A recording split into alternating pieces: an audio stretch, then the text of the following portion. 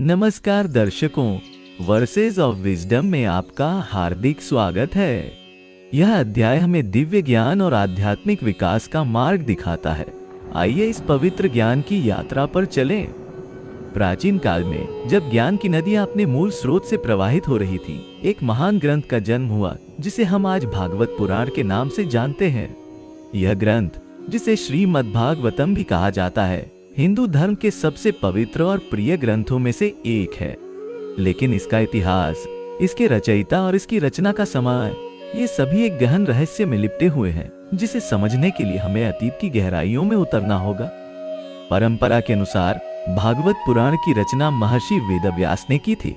वही महान ऋषि जिन्होंने वेदों का संकलन किया और महाभारत जैसे महाकाव्य की रचना की।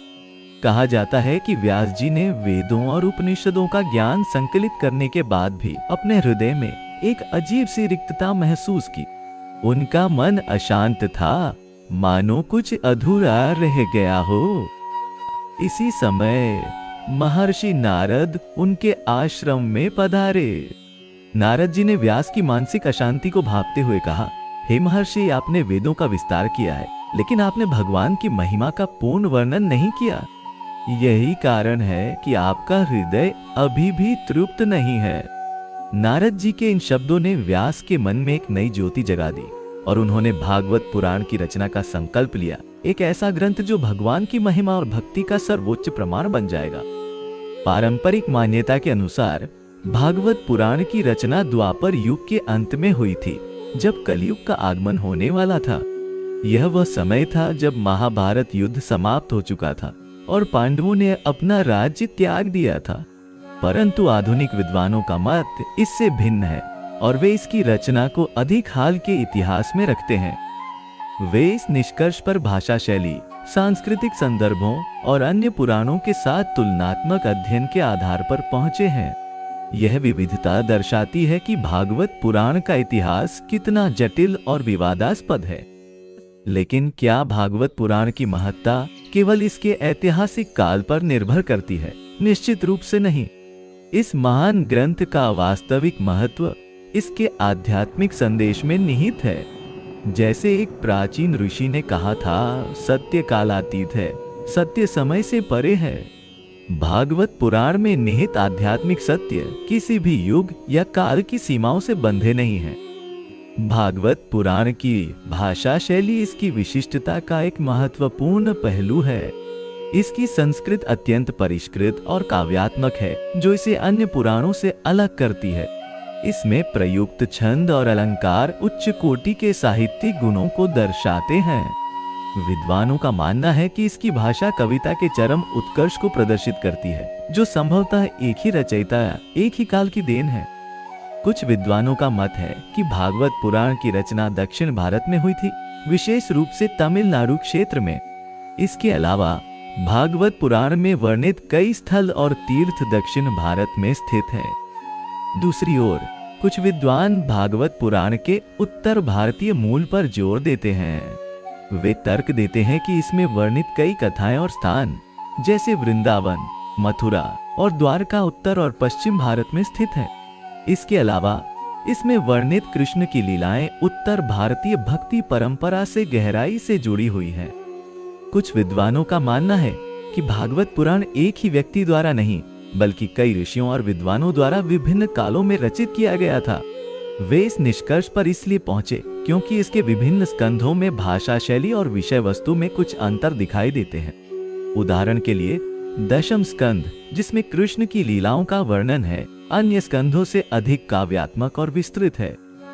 फिर भी भागवत पुराण की एकता और सुसंगतता इतनी प्रबल है कि यह एक एकीकृत दृष्टिकोण का प्रमाण देती है। इसका मुख्य संदेश, भक्ति का महत्व और भगवान के प्रति प्रेम, पूरे ग्रंथ में एक सूत्र की तरह पिरोया हुआ है।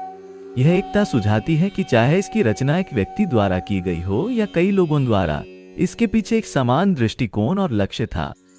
भागवत पुराण की प्रामाणिकता पर भी विद्वानों के बीच विवाद रहा है।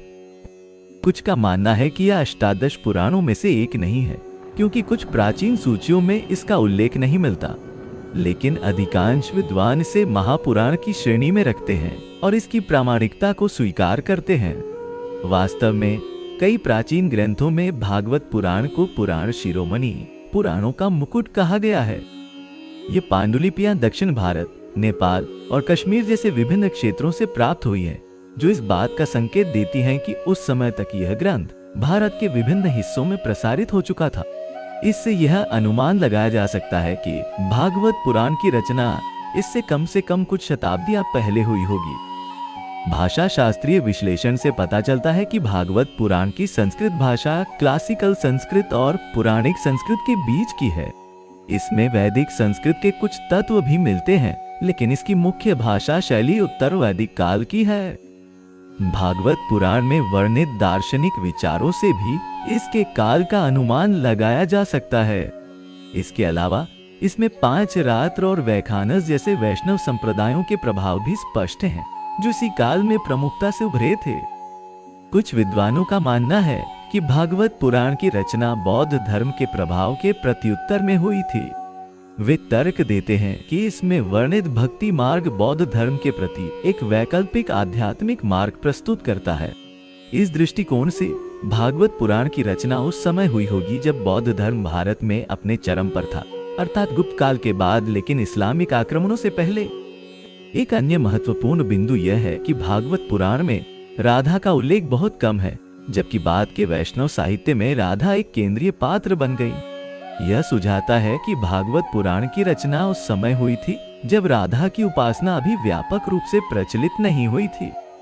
अंततः भागवत पुराण के रचयिता और काल के बारे में विवाद जारी रहने के बावजूद एक बात निर्विवाद है, इसका आध्यात्मिक और सांस्कृतिक महत्व। यह ग्रंथ सदियों से करोड़ों लोगों के जीवन को प्रभावित करता आया है और आज भी हिंदू धर्म के सबसे प्रिय और सम्मानित ग्रंथों में से एक है। जैसा कि भागवत पुराण स्वयं कहता है, सत्यम परम धीमहि, हम परम सत्य का ध्यान करते हैं। लेकिन यह भी संभव है कि इसके कुछ हिस्से इससे पहले के हों और कुछ बाद के। जैसे एक प्राचीन वृक्ष अपनी जड़ों से पोषण पाकर समय के साथ विकसित होता है, वैसे ही भागवत पुराण भी प्राचीन वैदिक परंपरा से उत्पन्न होकर समय के साथ अपने वर्तमान रूप में विकसित हुआ होगा। लेकिन क्या भागवत पुराण का महत्व केवल इसके ऐतिहासिक काल पर निर्भर करता है? निश्चित रूप से नहीं। जैसे समुद्र की गहराई उसकी सतह से नहीं मापी जा सकती, वैसे ही भागवत पुराण का आध्यात्मिक महत्व भी इसके बाहरी इतिहास से नहीं आंका जा सकता। इसका वास्तविक मूल्य इसके अंतर्निहित संदेश में है, भक्ति, प्रेम और आत्मज्ञान का संदेश, जो काल और स्थान की सीमाओं से परे है। अंत में हम कह सकते हैं कि भागवत पुराण की महानता इसके रचयिता या काल में नहीं, बल्कि इसके सार्वभौमिक और शाश्वत संदेश में निहित है। जैसे सूर्य का प्रकाश सभी को समान रूप से प्राप्त होता है, वैसे ही भागवत पुराण का ज्ञान भी सभी के लिए उपलब्ध है, चाहे वे किसी भी युग, संस्कृति या विश्वास के हों। यही इसकी सच्ची महानता है, इसका कालातीत सत्य और सार्वभौमिक प्रेम का संदेश, जो आज भी उतना ही प्रासंगिक है जितना हजारों साल पहले था। इस दिव्य ज्ञान को साझा करने का अवसर देने के लिए आपका हृदय से धन्यवाद। यदि आपको यह वीडियो पसंद आया तो कृपया इसे लाइक करें, अपने मित्रों के साथ शेयर करें और वर्सेस ऑफ विजडम चैनल को सब्सक्राइब करें। आपकी प्रतिक्रियाएं हमारे लिए अमूल्य हैं। अगले भाग में हम भागवत पुराण के और रहस्यों को उजागर करेंगे। तब तक के लिए परम शांति।